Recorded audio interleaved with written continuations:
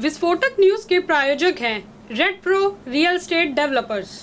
दिल्ली में जल्द खत्म होगा आवारा कुत्तों का आतंक। एससी के आदेश पर एमसीडी बना रहा प्लान। जल्द जारी होगा helpline number. CJI B R Gavai का बड़ा बयान। कहा आवारा कुत्तों को शेल्टर होम भेजने के फैसले पर होगा दोबारा विचार। सोशल मीडिया पर छिड़ी थी बहस।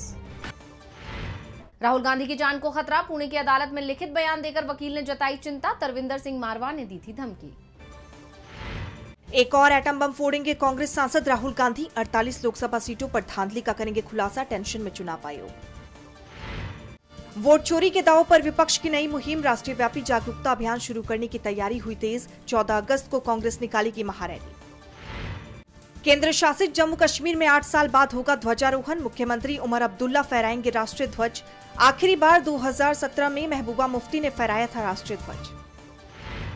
सुप्रीम कोर्ट ने पलटा हरियाणा के सरपंच चुनाव का नतीजा। अपनी निगरानी में करवाई ईवीएम के वोटों की काउंटिंग।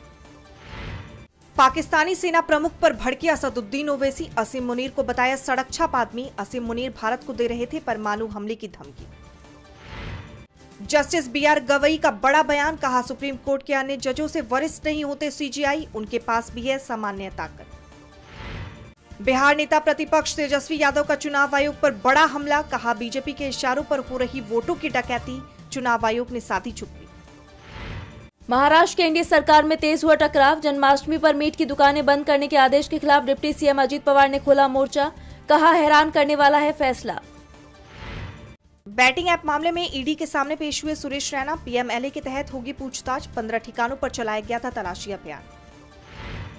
ट्रेड डील पर अमेरिका ने हिंदुस्तान पर साधा निशाना। अमेरिका के वित्त मंत्री स्कॉट बेसेंट ने कहा बातचीत में हिंदुस्तान का रवैया सही नहीं। अक्टूबर तक सभी देशों के साथ हो जाएगी डील।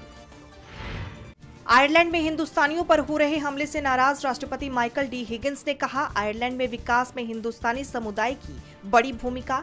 इस तरह की हिंसा बर्दाश्त नहीं। सिंधु जल संधि को लेकर शहबाज शरीफ की फिर गीदड़ भभकी। भारत को पछतावा होगा। पाक आर्मी चीफ दे रहे हैं परमाणु बम की धमकी। तुर्की को लग रहे हैं भूकंप के झटके। 48 घंटों में 879 बार महसूस हुए भूकंप के झटके। हर घंटे 18 बार आ रहा है भूकंप। मैक्सिको में टूटा 73 साल का रिकॉर्ड। मूसलाधार बारिश के बीच एयरपोर्ट बंद। जनजीवन बुरी तरह प्रभावित। यस बैंक कर्ज धोखाधड़ी मामले में अनिल अंबानी की याचिका खारिज। चलती रहेगी ईडी की जांच। अंबानी पर 18 अरब का लग सकता है जुर्माना। चीन ने भारत को यूरिया निर्यात में दी ढील। तनाव कम करना उद्देश्य। अब 3 लाख टन हो सकेगी खरीद। भारत करेगा कॉमनवेल्थ गेम्स 2030 की मेजबानी। आईओए में मंजूर हुई बिड। 31 अगस्त तक देना होगा फाइनल बिडिंग प्रपोजल। दिल्ली वालों को साइबर ठगों ने खूब ठगा। 11 साल में लगाई 1450 करोड़ की चपत। लोकसभा में सरकार ने खुद बताया।